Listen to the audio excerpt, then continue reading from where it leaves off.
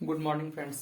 जैसा कि हमने अभी बोर्ड पे लिखा है संविधान, तो इससे पहले मैंने हिस्ट्री का टॉपिक बता दिया है, जो कि मेरा इतिहास किस प्रकार से रचा गया, आदि मानव किस प्रकार से रहते थे, इसके बारे में अब नेक्स्ट वीडियो में जो कि आपको इसका वीडियो का हिस्ट्री का पार्ट 1 का लिंक मैं डिस्क्रिप्शन में दे दूंगा। अब मैं देखता हूँ संविधान की और पॉलिटी की ओर आगे बढ़ता हूँ।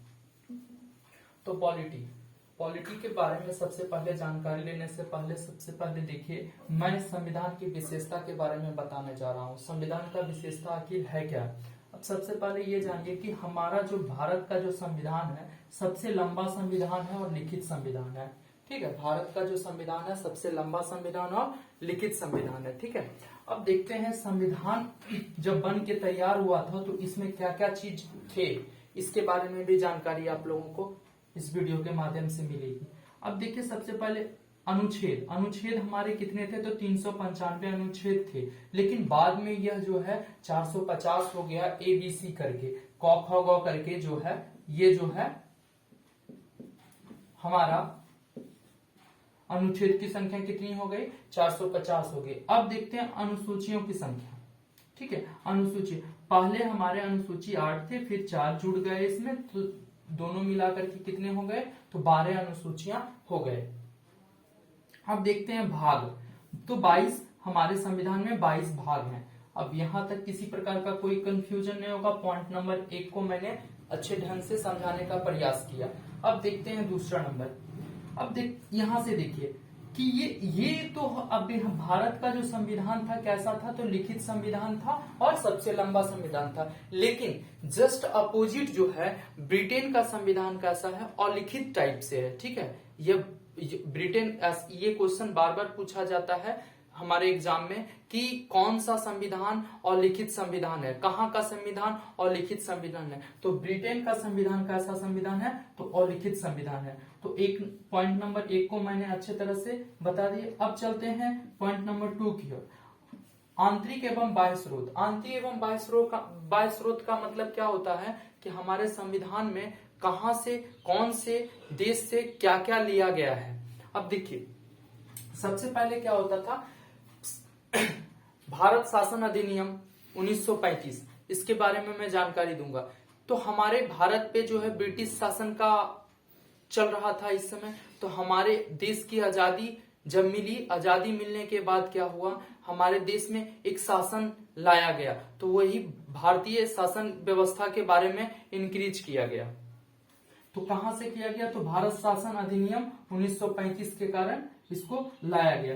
अब इसमें काफी सारे पॉइंट जोड़े गए हैं, इससे जो है काफी सारे पॉइंट जोड़े गए हैं जो कि हमारे न्यायपालिका में दिया गया है।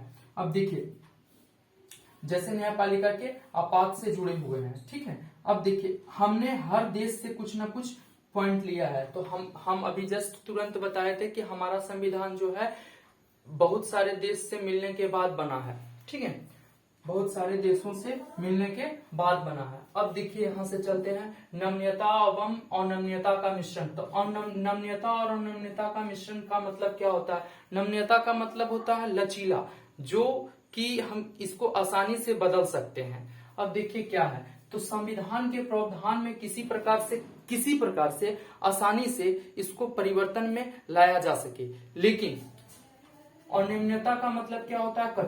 कठोर क्या होता है? संविधान के व्यवस्थित ढंग से बनाने के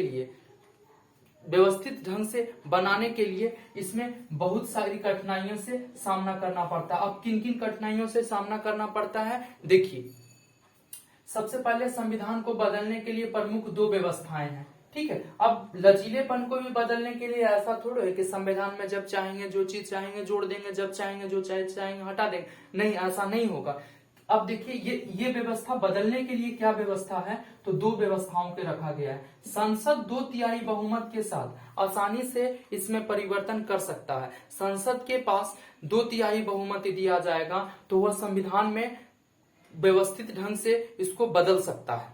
ठीक है, अब देखिए इसी तरह से संसद जो है 2/3 बहुमत के साथ राज्य से, संसद 2/3 बहुमत के साथ आधे से ज्यादा राज्य से इसको परमिशन लेनी होगी, इसके बाद ही संविधान को प्रावधान में यह परिवर्तन कर सकता है। ठीक है, अब देखिए यहाँ तक तो किसी प्रकार का कोई दिक्कत नहीं आया होगा। 3 नंबर पॉइंट को भी मैंने अच्छे ढंग से बता दिया।